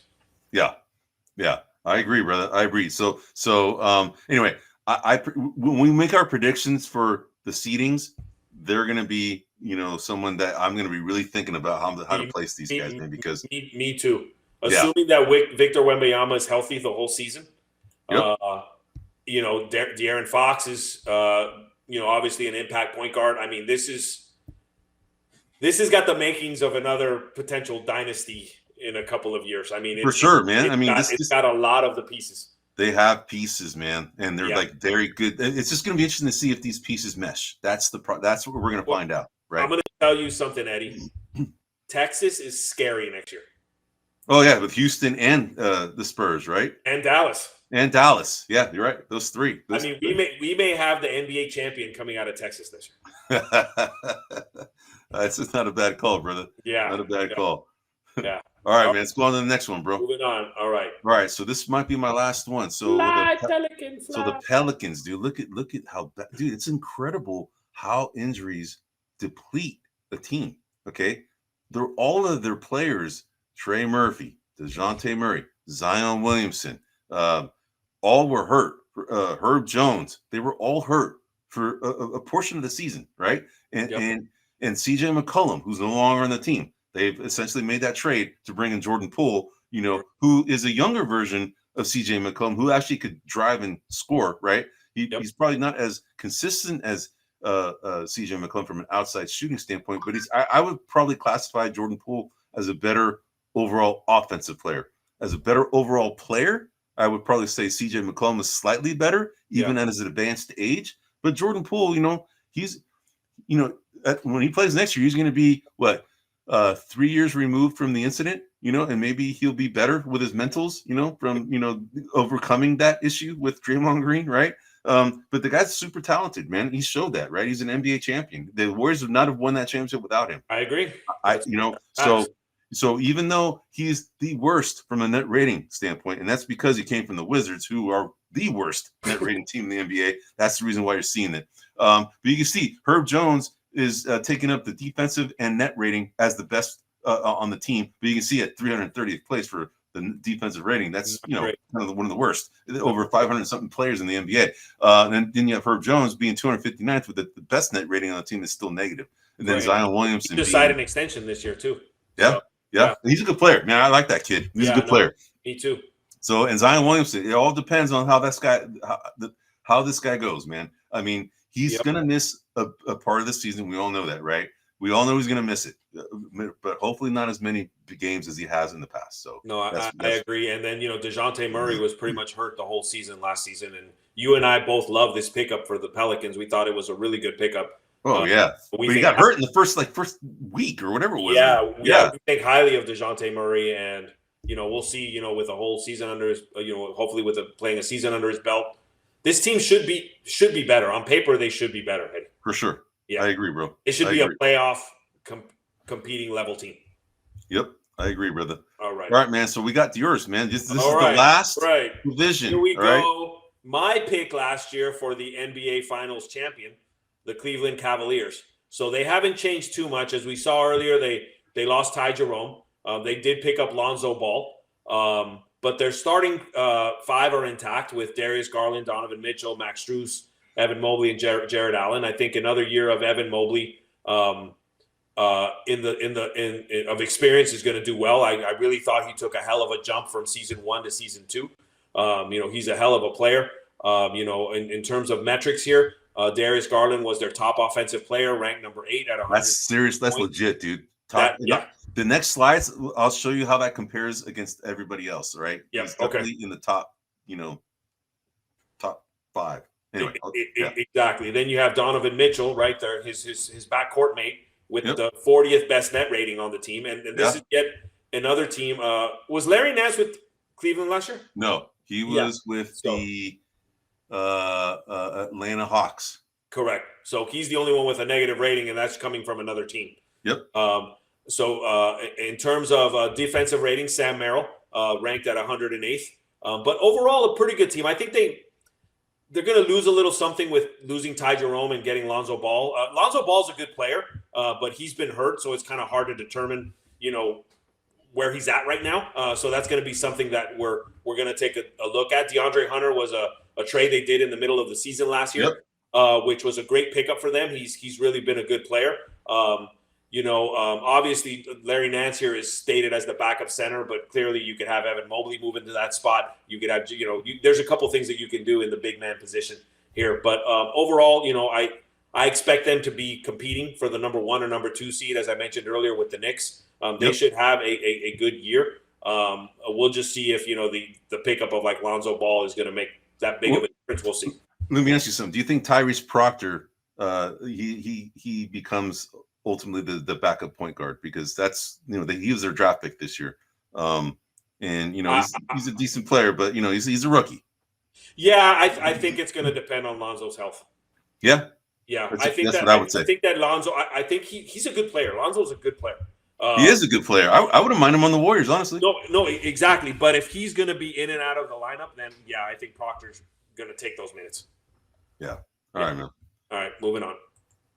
Next, we have the second place team of the year last year, Indiana Pacers, who had a disappointing last game. Obviously, Tyrese Halliburton, who's one of their big studs, isn't even on this list because he tore his Achilles and has already stated, or the media's already stated, he won't play next year. This was a very good team in the latter part of the year last year. They were hovering around the 7th or 8th seed, if I'm not mistaken, for most of the year, and then they started kind of catching up. And I remember Eddie kept saying, I think they're going to pass. I don't remember who they were going to pass, but they kept going, these guys are on fire. And they took that fire and went through the whole playoffs and did really well. Absolutely. Obviously, they got most of their players, Nembhard, Mathurin, Nesmith, and Siakam. Tony Bradley is at least at this point, is the replacement for Miles Turner, who left to go to play in Milwaukee. TJ McConnell, who I think is one of the most underrated players in the league. I mean, that dude is a menace. Obi Toppin, who played well during the postseason, he's on the bench. So they've got a good team. I think that obviously they're going to drop from compared to last year. I mean, their point guard there, is man. Why do I freeze up on names here, Eddie? Tyrese Halliburton. Yeah, Tyrese Halliburton. Thank you. I said his name earlier, and then I say it again, and I forget. Getting old sucks. Tyrese Halliburton, obviously losing him for the season is going to have a big impact. I think they're going to probably hover somewhere in the 5th, 6th, 7th seed. Maybe have one series win in the playoffs, maybe. But overall, they're going to miss Halliburton too much. They're going to miss Turner too much. So we'll see what happens here in terms of whether Tony Bradley is the center for the whole season or whether they, speaking of someone like Embiid, Joel Embiid, like this is he'd be a great fit. This is why not, right? Right? Yeah. But this team is too fast for him, bro. Yeah. Can you imagine? This team is way too fast for him. Well, we saw what really fast looks like in the Olympics, Eddie. When Curry kept running up and down the court, and he was like, Embiid was like, "What's going on? I'm just gonna be set. I'm just gonna be defense all time. Remember that when we were little? I'll be all time defense." But dude, hey, real quick, I want to bring up Isaiah Jackson. Actually, is on this team too. He might take over the starting center role. He might. You think so? He might. I mean, he had a torn Achilles too. And just to note, they did also re-sign James Wiseman. They did. Yes, which is also a possibility. So we'll see. I mean, they've got some possibilities. I mean, there's some things that aren't figured out yet, but they got some options. Dude, I'm glad that James Wiseman is going to get another shot because I need him to really show out because I don't want to lose that bet to my brother-in-law, dude. Yeah. He's got to start showing out now. Yeah. The good thing is he's still what? He's got to be like 22 years old right now? He's like 22 or 23. He's right around there. He's still young. Yeah. Yeah. All right, moving on to the Milwaukee Bucks, who set the trend of buying out players in Damian Lillard to the tune of about $130 million so that they could afford the aforementioned Miles Turner. Couple of changes here. Well, Kyle Kuzma was a trade that they did middle of the season. Wasn't a good fit, dude. It was not a good fit. No, it's not a good fit. Kyle Kuzma's he's too passive, man. Yeah. For this team. I agree. Giannis is obviously the centerpiece here. There's been a lot of the Miles Turner move was done in an attemst to make sure that Giannis save him. Yeah, to keep him here. And as you see, at 118 points, he's the 42nd best offensive player last year. Overall, Milwaukee did not have a great season last year. They were just okay. He's 77th with his net rating at 7.2. And then AJ Green, he's the best defensive player here at 122 points, or ranked at 122nd. Overall, just Kyle Kuzma and Taurean Prince had negative net ratings. Everybody else was, for the most part, just hovering right around the Mendoza line, if you will. Yeah, right, the Mendoza line. with Giannis and AJ Green being kind of spearheading that net rating. Right. But overall, with the Miles Turner losing Lillard, we'll see how that impact is. You and I have talked about it twice now, or at least I have. Drew Holiday, when they let him go, I thought they let go of the heart and soul of the team, the championship caliber. Yep. Boston did the same thing now, and I feel that they did the same thing again. Drew Holiday won a championship with the Bucks, then won one with the Celtics. Yes. It would be hell of interesting if he manages to win one with the Portland Trail. Dude, yeah, I mean that would be awesome. That'd be a hell of a goal. But for sure. Yeah. Hey, by the way, for those Warriors fans, he was a player that played for the Warriors for a minute, and then Bobby Portis, which I believe also signed an extension, if I'm not mistaken, this offseason.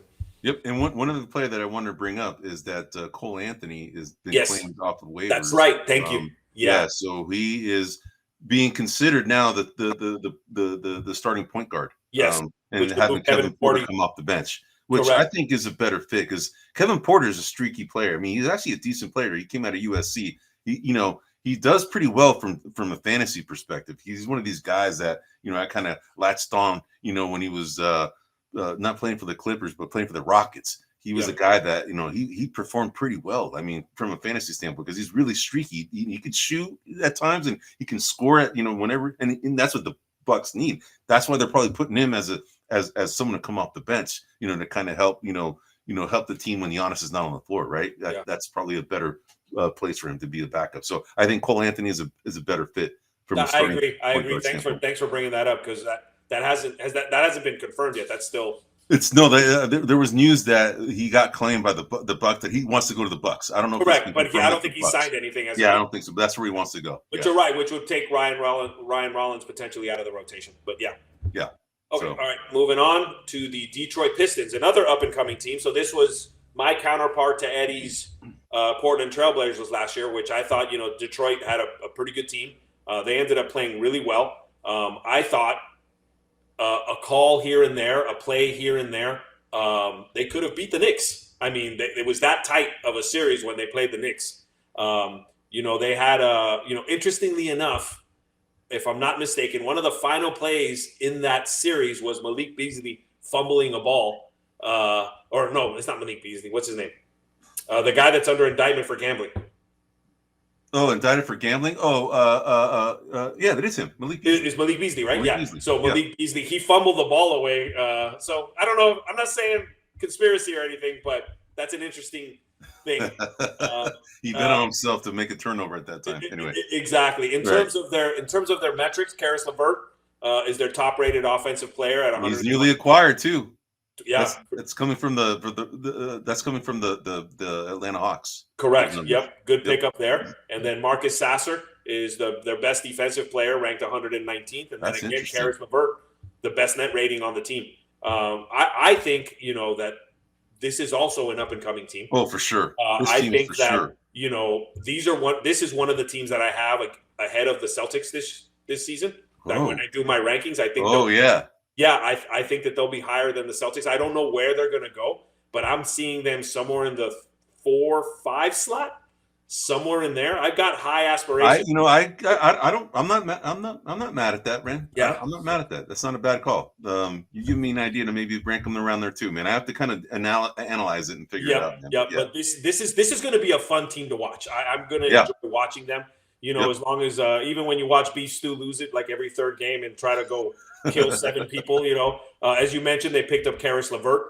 They also picked up Duncan Robinson from the Miami Heat. Yep. He's a little bit of a sniper there, so that's some more shooting. Ronald Holland, I thought he was going to be a little more in play than he has been. He's been sort of like he hasn't been a great defensive player, but he's been kind of a pest on defense. Yeah. I've seen him be kind of pest-like. And he showed out in summer league so far. He's been showing out, dude. He's been playing in I think very well. He's a player that might be close to, Tobias Harris is an older player. I don't think he's got enough to replace him this season per se. But obviously, I think that's the goal, right? To get him in that slot long term. And then Jalen Duren, he's a monster, right? That dude's a monster, and I think he'll only continue to get better. Yep. All right. Any comments or anything here, Eddie? No, man, that's good, man. We're at an hour and 38, and this is the last team. And then this is the last one. Your Chicago Bulls. So had a little bit of a rough. I mean, they made it into the play-in, so they weren't horrible. Their overall net rating was 20th, which at negative 1.6 isn't great. In terms of the overall stats, Josh Giddey. He's in the same boat as Jonathan Kuminga. I think he's eligible for an extension. I don't think anything's happened. Kobe White is kind of their I would call it, their most prized trade piece, most prized talked about guy, but he's a good player. Matas Bucelis, who was on my team last year. He's played well in the summer league too, man. Yep. Yeah, he's playing well as well. So he's now in the power forward slot as a starter. Nikola Vucevic is in there as well. Overall, as you can see, an overall net rating of negatives. Obviously, that's indicative of what they were as a team. Isaac Okoro basically was their best offensive, defensive, and net rating player on the team. Yeah, that's what happens when you come from the Cleveland Cavs, man. Exactly. When you come from the Cleveland Cavaliers, you're going to be the best player on there. And then Noah Senge is their rookie. So, we'll see how and then Zach Collins, backup center. And really, I don't in terms of me thinking Chicago Bulls, I don't know if they've done enough. We got to see how, if Giddey definitely got better this past season, for sure. And if Bucelis can improve, I think that they might have something, but at this point, I'm going to be, I'm going to rank them in the lower half of the Yeah. of the conference. Yeah, I agree with that. was the That's a last good quarter. analogy. I think so. I think they're going to be on the lower half too. I mean, everybody else got better than this team. Yes. You know. Yes. So yeah, they're going to slide a little bit. Not huge, but they're going to be roughly about the same as where they were last year. Correct. So yeah. So all right, man. and that's everything. We did it. No, we got. Do you have any more slides after that? Yeah, there we go. Sorry, yeah, apologies. So what I wanted to show here, and unfortunately it didn't get lined up here, man. I don't know if you can edit that. You know, I don't know. Maybe you can edit the other one. You can't. You can't edit it, right? You have to come off the screen and to do that. But anyway, can't edit live. Yeah. So what I wanted to show here is, you know, we were kind of showing all of the analytics from the players, you know, but what I wanted to show is, you know, some of the players that were in the analytics, some of them were not starters or guys that got a lot of minutes, right? So what I did is I wanted to go ahead and show you the actual rankings with, you know, players that actually were in the rotation, were actually getting a lot of minutes, right? So that you can see that it's all skewed. So you can see, for example, in the defensive rating, Alex Caruso was the #1 guy for all players who got a lot of minutes. So that goes to show you he was 48th in the entire NBA.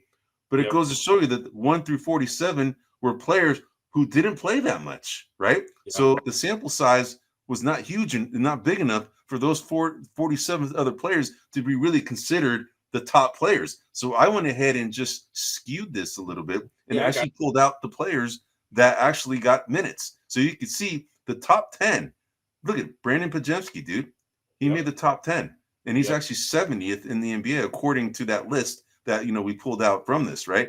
But you can see Jalen Williams, OKC. There's 1, 2, 3, 4 people from 40% of this list is from OKC. Okay, Jalen Williams, Alex Caruso, Isaiah Joe, Kenrich Williams. These guys are all rotational pieces for the OKC Thunder, the defending champs. You can see that the only real guys who got a lot of playing time here outside of those guys were probably Nicholas Batum. He's actually a guy who gets a lot of minutes for the Clippers. And then Jalen Suggs, before he got injured, he's a starter for Orlando, but he got injured, right? So that sample size is kind of small. But Brandon Pajemski, dude, he plays a lot of minutes, right? So he's actually a top 10 player defensive in the NBA, which is very interesting, right? No, I like these stats. Yeah, it's very interesting, man. We need to filter. We need to find a way to filter out minutes played. Yeah, I haven't figured that out, man. So I had to manually have to do it, but it's all right, man. I don't mind. Yeah, that's a little bit much. Was there another slide for this? Yeah, there's no more after that? Oh, there we go. Offensive. All right, so offensive rating, Nikola Jokic was the #1 guy, 125.6. You can see that according to the list, he was 6th best according to that list because the other 1 through 5, they were actually small guys who hardly played, right? They played like 10 minutes and scored, you know, all kinds or played like 5 games, 6 games, whatever it is, right? They didn't play that. Their sample size was too small to be considered in this list. But you can see, you know, all of these guys are all big minute guys. All of them, you know, the only guys that are not big minute guys that are rotational pieces were Isaac Okoro, and then you also have Luke Cornett at number 10, right? But everybody else is a starter. Okay, Nikola Jokic, Darius Garland is actually number 2 in the NBA from an offensive rating standpoint. Christian Brown, look at this. We have 1, 2, 3, 4 Denver Nuggets in the top 10. That's the Joker effect, dude. That is the Joker effect, man. Isn't that crazy, bro? I mean, 4 of the top 10 offensive rating players come from the Denver Nuggets. Okay, but you can see how skewed it is, right? The Luke Cornett being top 10, he was actually 17th because there's other 7 players that actually, you know, didn't get as many minutes, but they were higher than him from an offensive rating standpoint. Yeah. So then the one last I find slide, fascinating here is Jared Allen, who's really known as a defensive player. Yeah. But 8th ranked on offensive rating. That's pretty interesting. It's crazy. I know, huh? Yeah. Isn't that true? Yeah. And Isaac Okoro is the same thing. He's not really an offensive beast. He's a defensive beast, right? Yeah. But on that team, he was, you know, from relatively speaking against everybody else in the NBA, coming from a defensive-minded team like the Cleveland Cavaliers, he's going to rank pretty high against everybody else. Yeah, if you thought anyone from Cleveland's going to be here would be Donovan Mitchell. Yes, you would think, right? You would think. That's the top 10. Yeah. So, all right, brother. And then let's go on to the last one. So this is the last one, net rating, okay? You can see that the #1 net rating guys, look at how many OKC Thunder there are, bro. It's everybody except one. Luke Cornett is the only one that's not. He's the only one. He's 6th, and he's for the San Antonio Spurs now, but those numbers are come from the Boston Celtics. But I wanted to go ahead and put the new team that he's on. But you can look at OKC's, dude. That's OKC nuts. net rating, they dominate the top 10. That's the reason why they're defending champs. Which makes sense because they were the highest rated net rating team in the history of the NBA. So historical. that Dude, makes it's historical. sense. It's historical, right? So but you can see how much of an offset there is, right? Top 10, he's actually 26. Isaiah Hartenstein, number 10, is Isaiah Hartenstein at 13, and that's 26th best in the NBA because there's 25 other players, ahead of him, including these guys that you see here. Correct. But there's other guys there that got less minutes, but their net rating was higher, right? Yeah. I think the best net rating number I saw was like 40. It was like 40. That's crazy, dude. That's like, that's not realistic, right? So that's why I pulled that out. It didn't make sense to put them up there, man. Yep. So, dude, that's it, bro. We did it. We did it, man. So we went ahead and we went a little longer than we thought. And by the way, bro, we actually did end up going live, man. I told John and William that we're actually live, right? And I thought they told us it wasn't gonna be live, but there's people who came on here. Hey, for those of you who are on here listening to us, we really appreciate it. It's kind of late for a lot of people out there, especially for the East Coasters. You're up and listening to us. Thank you. All right. But anyway, we are now we're going to go ahead and essentially summarize. We talked about the Las Vegas Summer League, some of the standouts, some of the disappointments. You can see the little ticker on the bottom. We ranked the top 40 so far in the Summer League for Las Vegas only. We're going to continue doing that for the next show. Next show is not going to be next week because Tuan is going to be on vacation. So we're going to come back here on next week's going to be the 23rd. So it's going to be the 30th. So the 30th is when we're going to come back here. And that'll probably be our last show. And then until September. But we went ahead and talked about the Summer League. Then we went over the rest of the analytics from a team and also a player standpoint for the Northwest Division, the Atlantic Division, the Southwest Division, as well as the Central Division. Those are the four that we covered. We hope that you found that interesting because I thought it was. Seeing all the different players and how they rank against each other against the entire NBA. That's something that not many people talk about, right? So we wanted to bring that content to you. This is kind of like, our geek out fest on some of these numbers that come up from the NBA standpoint. So, but anyway, this is episode 59. I'm Eddie Aparicio. This is Anthony Tuan Corral. We're also known as the Cisco Kids. You can find us here at grumblingsmedia.com. You can also find us at any popular podcast outlet you can think of, such as Apple, Google, Pandora, YouTube, X, Facebook, you name it. You can find us. Just make sure you type in grumblingsmedia.com. Again, we're not going to be here next week. We'll be here in 2 weeks. But until then, have a good rest of the next 2 weeks. And we are now signing off. Hey everybody, this is Big John from Grumblings Media, and I just want to say thank you for watching our content. If you want to support our efforts here at Grumblings Media, just smash the subscribe button right here, totally free, or just go ahead and consume more of our great content. Click either one of these two boxes.